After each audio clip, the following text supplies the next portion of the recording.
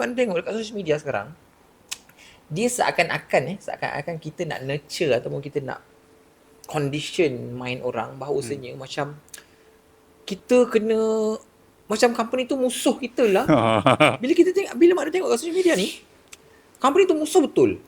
Macam tak ada orang pun, tak ada satu manusia pun yang ada passion tentang kerja, benci kerja, bos toxic, tapi terpaksa je lah kerja. Macam tu lah. Maksudnya rata-rata, even kalau kat social media, persona dekat dalam social media ni pun, saya tak tahu sama ada dia orang memang cakap betul ataupun dia orang macam nak tarik crowd.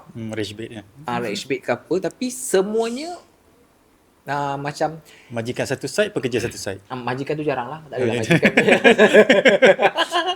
Kebanyakannya memang macam seolah-olah macam apa nak memberitahu pekerja bahawasanya company macam ni, kita dengan company kita kena layan macam ni, company kita tak boleh layan baik sangat, company tak boleh bagi extra, company tak boleh nanti kena ni macam tu tau.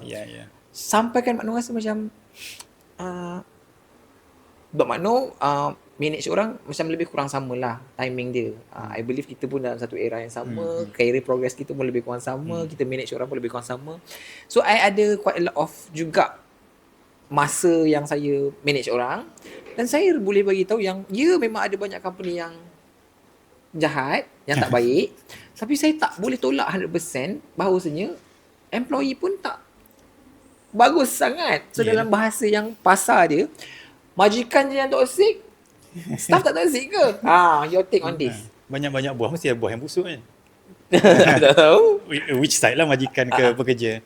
Your take on this.